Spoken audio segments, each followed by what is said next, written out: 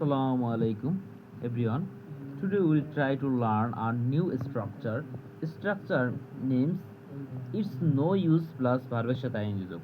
এটা মানে হলো যে কোনো কিছু করে লাভ নেই। যেমন ঘুমিয়ে লাভ নেই, দেখে লাভ নেই, টিভি দেখে লাভ নেই, সময় অপচয় করে লাভ নেই। এই বাক্যগুলো আমরা কিভাবে বলতে পারি?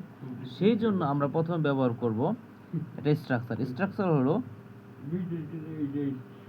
It's no use, it's no use plus ভার্বের সাথে আইএনজি যোগ।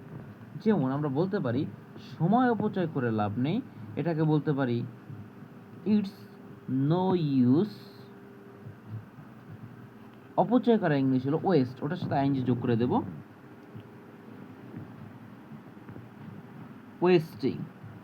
It's no use wasting time মানে হলো সময় অপচয় করে লাভ নেই, ঘুমিয়ে লাভ নেই, রান্না করে লাভ নেই।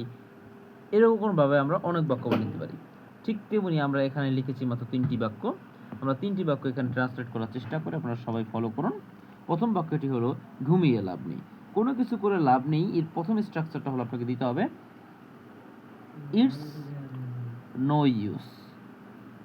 দেন ঘুমানোর জায়গায় ভার, ঘুমানোর ইংলিশ হলো স্লিপ, স্লিপের সাথে আপনারা আইএনজি যোগ করে দেবেন, স্লিপিং মানে হলো ঘুমিয়ে লাভ নেই। পরের বাক্যটা আমরা ফলো করি, পড়াশোনা করে লাভ নেই। এটা ইংলিশ হলো it's no use studying. Studying, study হলো ভার্ব, স্টাডির সাথে আইএনজি যোগ করলাম মানে পড়াশোনা করে লাভ নেই। পরের বাক্যটি হলো তর্ক করে লাভ নেই। এটা ইংলিশ হলো ইটস